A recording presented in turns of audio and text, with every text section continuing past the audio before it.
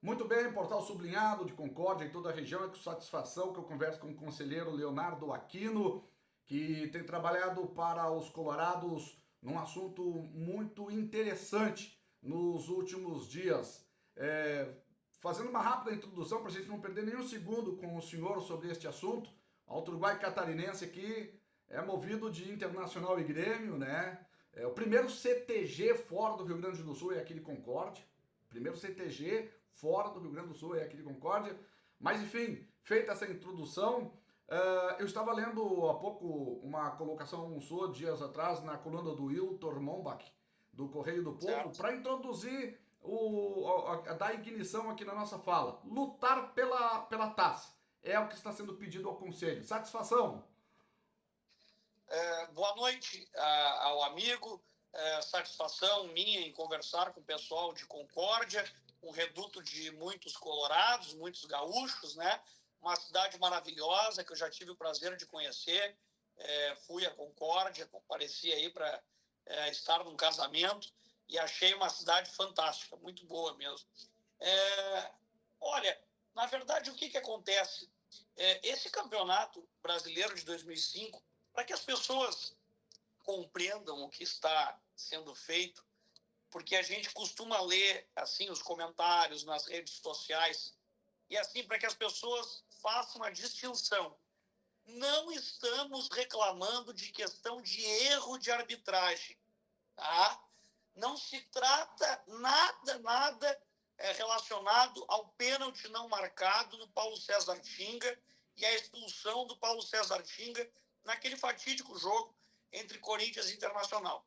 Aquilo foi só mais um requinte de crueldade, mas erro de arbitragem já aconteceu em diversos campeonatos.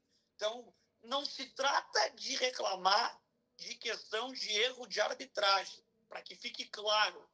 O que nós estamos trazendo à tona é a discussão da anulação dos 11 jogos. Isso sim, algo inédito na história do futebol mundial. Pois vejam bem, em 2005, no mesmo ano, no futebol alemão, um árbitro, é um caso quase que idêntico, tá? Assim, acho que até idêntico. Um árbitro estava corrompido por questão de apostas, certo? O que fez a Federação Alemã? Ela pegou todos os jogos arbitrados por aquele árbitro e analisou jogo a jogo para verificar quais jogos de fato o árbitro tinha tentado manipular o resultado e tinha conseguido manipular o resultado. Porque assim como aconteceu no Brasil, na Alemanha, o que aconteceu? Algumas partidas, o árbitro quis favorecer a equipe A e, na verdade, quem venceu foi a equipe B. Então, neste caso, obviamente, a Federação Alemã não anulou a partida. O que acontece é que aqui no Brasil, para indignação de nós colorados, por que nós colorados? Porque aquela anulação dos 11 jogos acabou afetando somente o Internacional, do ponto de vista assim do campeonato. Nenhum clube foi rebaixado por causa da anulação dos 11 jogos. Nenhum clube acabou perdendo vaga na Libertadores por causa da anulação dos 11 jogos. A anulação dos 11 jogos ela interferiu somente no resultado. Somente não, né? Porque o campeão é o mais importante, mas ela interferiu no campeão. Então, o Internacional acabou ficando com essa indignação para si e somente ele com essa briga, né? Mas o que nos indignou foi a anulação dos 11 jogos em pacote, sem analisar jogo a jogo. Eu vou trazer para vocês aqui, e o ouvinte, o telespectador que estiver nos ouvindo, vai lembrar certamente daquele caso de corrupção de um magistrado, o juiz Lalau. Vocês lembram desse caso? Esse magistrado descobriram que ele era corrupto, vamos dizer assim. Ele vendia sentenças. Pois bem, o que foi feito? Anularam todas as decisões que o juiz Lalau proferiu? Não. Identificaram quais as decisões ele de fato proferiu de forma corrupta, em quais não foram reformadas, em que não teve... Porque vamos dizer assim, quando a parte prejudicada conseguiu reverter, não tem por que anular o processo. Então, isso é que devia ter sido feito no caso das partidas, o que a Federação Alemã fez. A Federação Alemã analisou jogo a jogo. E se vocês assistirem o documentário Máfia do Apito, no episódio 2, minuto 21 ou 23, lá diz que, inclusive, o jogo Santos e Corinthians, o árbitro estava com uma ordem do apostador para favorecer o Corinthians. E o Santos venceu a partida. Tudo bem que no depoimento o árbitro diz que ele não quis manipular o resultado, que ele deixou o jogo acontecer. Mas, enfim, se a prova material que se tem é que o apostador queria a vitória do Corinthians, se a prova material que se tem é do corrupto, dizendo eu não interferi naquele resultado, e o Santos venceu o jogo, como é que se anula essa partida? Percebem? E por que isso está sendo trazido à tona agora? Porque lá na época o árbitro então deixa eu fazer exatamente essa colocação, porque eu vi como muito oportuna a sua introdução aqui sobre essa questão de redes sociais. E até vou mudar a sequência da nossa conversa, porque isso aí diz tudo, né? Porque nas redes sociais também está, e vai ser agora uma sequência do que o senhor está falando, eu queria que tenha uma ideia que o senhor ia colocar na sequência, o porquê não antes. Até colorados se perguntam isso nas redes sociais, por que não antes? E qual é o peso da máfia do apito do documentário em cima disso? Eu só pode continuar desenvolvendo isso, só quero dizer que essa sua introdução nas redes sociais é oportuna. Eu até peço escusas que eu saí falando bastante, porque como o assunto já está bastante quente, a gente já sabe muito do que tem de dúvida nas pessoas, né? Mas foi muito oportuna a tua pergunta, agradeço inclusive. O Internacional na época foi ameaçado, tá? Se o Internacional, porque teve um torcedor do Internacional que entrou na justiça na época, ganhou uma liminar impedindo de entregar a taça para o Corinthians e de proclamar o Corinthians campeão, tá? Relembrando as pessoas. E aí o presidente do Internacional, Fernando Carvalho, presidente que ganhou os maiores títulos na história do Inter, ele foi coagido, vamos dizer assim. Ou o Internacional assinava, através do seu presidente, que não queria o benefício das ações judiciais e que aceitava o resultado do campeonato, ou então o Internacional ia disputar a Série B do Campeonato Brasileiro no ano seguinte e estaria fora da Copa Libertadores, que era uma competição muito importante para o Inter, sempre é para todos os clubes, mas o Inter estava há 13 anos sem jogar a Libertadores, né? Então, e até por coincidência da vida, vamos dizer que foi uma justiça divina, o Inter jogou a Libertadores, foi campeão e depois foi campeão mundial. Então, é óbvio que o Inter acabou sendo constrangido, vamos dizer assim, de ter que aceitar aquilo tudo, senão seria rebaixado, seria alijado de competições internacionais. Então, e por que isso volta à tona agora? Porque nós temos uma nova gestão na CBF que está melhorando o futebol brasileiro, que já está melhorando o calendário. Ano que vem nós já teremos o Brasileirão de janeiro a dezembro, que é o principal produto do futebol brasileiro, e também porque veio à tona um documentário, tá? E um árbitro que naquela época foi detido, não deu entrevista para ninguém, não falou nada. Ele estava, literalmente, ele estava preso, né? Ele estava detido, não estava prestando declaração pública.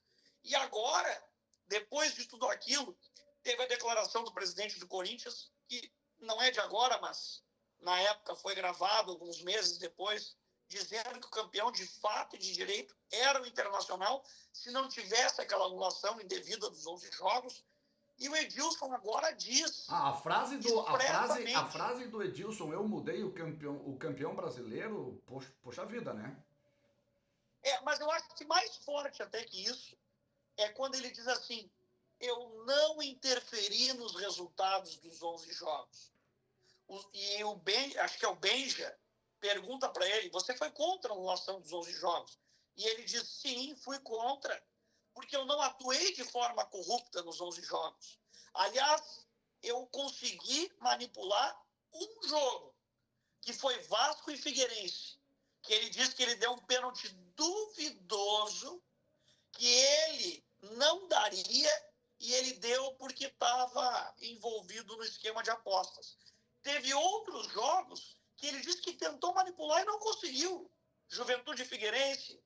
Teve o caso do Santos e Corinthians, que a escuta mostra que o apostador cobrou dele: pô, mas eu cobrei que tu fizesse o Corinthians ganhar, né? No Juventude Figueirense, ele relata que o Edmundo acabou com o jogo. Então, assim, diversas partidas, as provas que se tinham eram provas de que ele não interferiu, ou que ele tentou interferir e não conseguiu, né? Então, o erro crasso foi esse. As pessoas têm que compreender isso, porque nas redes sociais ou falam de erro de arbitragem, que não é a discussão aqui, ou falam o seguinte: o árbitro era corrupto, agora vocês estão querendo defender o árbitro. Não é defender o árbitro. Nós estamos defendendo o que é o correto, a regra, a lei. Só porque alguém é corrupto, não significa que todos os atos praticados por aquele cidadão são nulos. Tu tem que perceber se ele de fato conseguiu manipular o resultado e se naquele jogo ele manipulou, né? Então, isso é que foi a grande injustiça da época. E para que as pessoas compreendam, foram anulados 11 jogos. E nesses 11 jogos, tinham 2 jogos do Corinthians, que ele tinha perdido, e um jogo do Internacional, que ele tinha vencido. O Internacional repetiu a sua partida e venceu de novo por 3-2, mesmo placar. O Corinthians, nos 2 jogos repetidos, ganhou uma partida e empatou outra. Ou seja, ele agregou 4 pontos em anulação de jogos indevida. Ele acabou no campeonato 3 pontos na frente do Inter. Ou seja, se não fosse a indevida anulação dos 11 jogos, o campeão era o Internacional. Tá clareando bem aí, né? A questão do documentário Máfia do Apito foi inteligentemente você pegar as entrelinhas do Máfia do Apito. Eu vou dar para dar uma atualizada aqui, e me desculpa que eu me desatualizei nas últimas horas, eu tenho até aqui a aprovação do conselho desse encaminhamento. O senhor pode nos atualizar como é que está o trâmite disso? Na verdade, o que acontece, Marcos? Quando o assunto surgiu, o documentário, para que as pessoas compreendam, né? Entre os colorados, esse assunto é muito doloroso. É um assunto que machuca. E a mim machuca especialmente porque teve o campeonato de 2020 também, que foi polêmico, mas como eu disse desde o início, erro de arbitragem, todos os clubes já sofreram com algum erro de arbitragem. Tem o Atlético Mineiro que sofre com aquela Libertadores, que ele foi desclassificado com várias expulsões. Tem o Internacional reclama de 2020. Enfim, vários clubes reclamam de erros de arbitragem. Isso aí acontece. Mas o que aconteceu em 2005 é algo inédito na história do futebol mundial. Repito, isso nunca aconteceu. Na Alemanha, analisaram jogo a jogo. Só aqui no Brasil que anularam todas as partidas. Inclusive teve árbitro da Série B que foi pego com o mesmo esquema, o Danelon, e não anularam as partidas da Série B. Só da Série A. Somente da Série A. Então, quando aquele assunto surgiu, os colorados todos foram correndo assistir aquele documentário. Todos. Principalmente os mais envolvidos, ou seja, entre todos eles, alguns conselheiros, obviamente, né? E quando eu assisti aquele documentário, comentei com o pessoal do nosso movimento, o Sangue Colorado, e nós decidimos o seguinte: olha, o momento em campo não é muito bom para o Inter. O Inter não está numa fase boa. Né?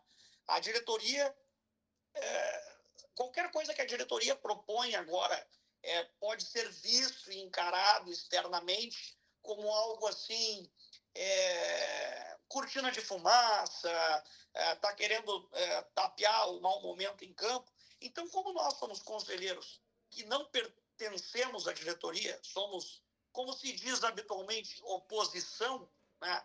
Não estamos na gestão do clube, nós entendemos que nós, pedindo para que o clube adotasse medidas para fazer valer, reconhecer o Inter como campeão, seria até uma ajuda para a diretoria, que a diretoria poderia muito bem mostrar, olha, isso foi algo proposto pelo conselho, né? Não foi nem pela própria diretoria, veio do conselho.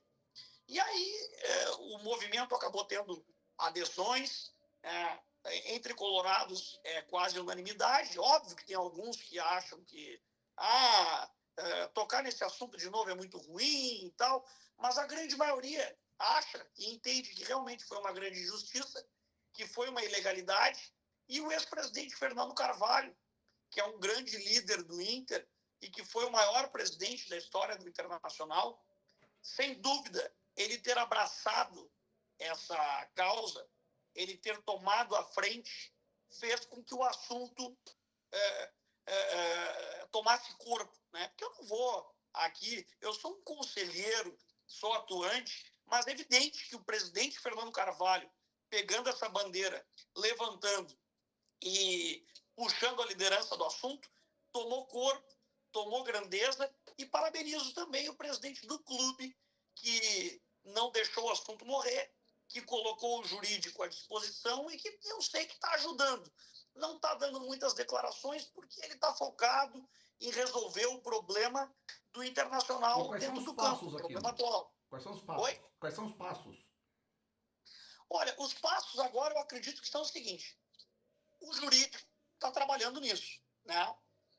O documentário trouxe muitos elementos novos, trouxe mais provas concretas de que o árbitro não fraudou os 11 resultados. Né? E aí sempre deixando claro, não estamos dizendo que mas o árbitro era inconfiável, ele podia estar fazendo o jogo duplo. Podia, mas aí é uma suposição. A prova que nós temos e as escutas mostram que ele não manipulou os 11 resultados. Né? Ele não manipulou os jogos do Corinthians. Ele não manipulou o jogo do Internacional com o Curitiba. Não há prova disso. E o que nós vamos reclamar? Que se faça o reconhecimento que o Inter é o campeão também, sem tirar o título do Corinthians, porque claro que ficou uma rivalidade com o Corinthians entre os torcedores, mas é bom deixar claro o seguinte: o Corinthians não faz parte da máfia do apito. O Corinthians não foi parte ativa, não comprou nenhum árbitro. O Corinthians, ele acabou sendo beneficiado com a anulação dos 11 jogos. E o Internacional, o grande prejudicado com aquele equívoco jurídico. Então, nós acredito que montaremos um dossiê para levar na CBF, para mostrar que o que aconteceu, e haja vista o tempo tem mostrado, que não foi a solução mais justa, mais correta. Bom, eu imagino, de tudo que estou apanhando aqui, né, que essa ação nem precisaria estar sendo muito justificada, né? Porque entra aqui o antes tarde do que nunca. Penso eu, assim, estou falando Sim. isso, né? E outra coisa que não dá para trazer no varejo. Mas e o Grêmio lá, e como você falou, o Inter outra vez, e outro time, enfim, você vai trazer no varejo uma situação tão legítima em relação a 2005. Se alguém tiver outra coisa tão legítima assim, impetre também. É que, na verdade, as pessoas têm que entender que o erro de arbitragem, gostemos ou não, faz parte do futebol. Tá? Por que foi implementado o VAR?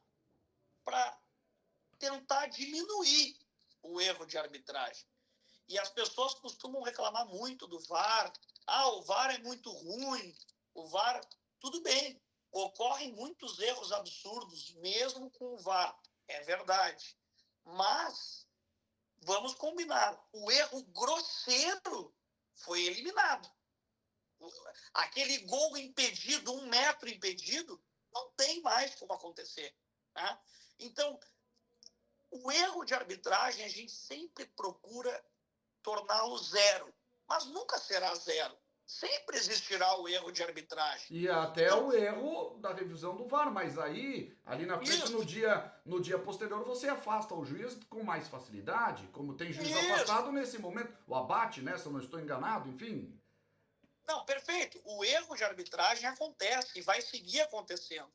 Então, não se trata de discutir o título por causa do erro do pênalti do Paulo César Tinga. As manchetes já costumam colocar aquela foto. Pá! Né? Mas a gente entende que coloquem aquela foto na manchete, por quê? Porque aquele lance foi emblemático, né? Dentro do campo ali, foi um lance emblemático daquele campeonato. Mas que fique claríssimo. E por isso que é muito oportuna a tua entrevista. Não se trata do pênalti no Paulo César Tinga. Não, não é aquilo. É a anulação ilegal e antijurídica dos 11 jogos. Não, o É isso. importante mesmo é a... E que mudou o campeão. O importante mesmo é o seu esclarecimento, nem são os meus questionamentos. Eu agradeço muito que clareou minha mente também. Mas para finalizar, eu falei em 8 ou 10 minutos para o senhor, agora já são 21 minutos e 30 de entrevista. Eu A não tenho sua poder da sensação e a síntese. sua posição sobre o seguinte: último título 1979. O senhor já falou há uns 10 minutos passados de que não se trata de título sozinho para o Inter, tirar título enfim, né? É legitimar o que tem que se legitimar. Mas assim, constaria como título de 2005, para dizer que o último título nacional do Inter foi em 2005, não mais em 79? A sua sensação, por favor. Olha, claro, se for reconhecido que o Internacional foi campeão também, porque outra coisa importante, Por favor. existem precedentes de reconhecimento de 2 campeões. Tá? Em 1973, na final do Campeonato Paulista, o árbitro Armando Marques errou a contagem dos pênaltis e terminou a disputa de pênaltis antes de ter um vencedor. Tá? Um vencedor matematicamente. O que a Federação Paulista fez? Declarou os 2 clubes como campeões, Santos e Portuguesa. Em 2011, a CBF baixou uma resolução para reconhecer o Flamengo como também campeão brasileiro de 87. Depois disso, o esporte foi à Justiça Comum e pleiteou que ele fosse reconhecido como o único campeão brasileiro. E ganhou na Justiça Comum. Tá? Mas esses 2 precedentes existem. Então, se o Internacional for reconhecido como campeão brasileiro de 2005, o último título brasileiro do Inter é 2005. Aqui se não for reconhecido, não se perde nada. Se for reconhecido, dá para ir para Guete, com certeza. E aqui na rua coberta de Concórdia, o pessoal faz a festa também, os gremistas, os colorados, os flamenguistas, os palmeiras, que tá miscigenado aqui, enfim. Ir pra rua, sim. Eu não sou colorado, mas eu sou imparcial e também somos inteligentes em relação a essa questão do que o futebol merece. Muito obrigado, tá bom? A sua esposa é concordiense, né? Que na verdade no Aurélio, no dicionário lá é concordiana, concordiana. Não sei se eu podia ter revelado isso, mas né? Isso, ela é de Concórdia, nascida em Concórdia, adora a cidade, volta e meia vai para a cidade para visitar. Nós fomos num casamento aí para participar de uma festa, foi muito bonito, muito legal a cidade, muito bacana, gostei muito de conhecer. Concórdia é o atual campeão da Copa Santa Catarina, de 2024. 2025 acaba de ser desclassificado, vai para a Série A pelo 6º ano seguido, agora em 2026. Começa já dia 7 de janeiro, como para vocês também, né? O estadual. E o Concórdia que está se tornando SAF, né? Abriu isso, até 30 de novembro está recebendo investidores. Muito obrigado pela gentileza mesmo e sucesso no pleito de vocês aí. Muito obrigado, Marcos, pela oportunidade de esclarecer o assunto para a comunidade de Concórdia, que tem muitos colorados. Nós temos que ficar atentos, porque às vezes o assunto desvirtua. E a discussão é essa, né? O que aconteceu naquela temporada foi único. Foi algo inédito na história do futebol mundial. E por isso nós estamos pedindo reconhecimento da injustiça, uma reparação histórica, como o que foi feito com o Internacional. Se alguém vai comemorar, não vai comemorar, se vai... Isso é outro assunto. Agora, daqui para frente, se for reconhecido o título, entra para o currículo. As Taças Brasil e o Roberto Gomes Pedrosa, da década de 50 e 60, foram reconhecidos como títulos brasileiros mais de 50 anos depois. E ninguém foi para a rua comemorar, mas o Palmeiras diz que tem quantos brasileiros? Ele coloca na conta aqueles títulos. Então, o que importa para um clube é o seu currículo. E nós vamos atrás do que é do Internacional por direito. A justiça. Um abraço. Obrigado, Marcos. Um abraço.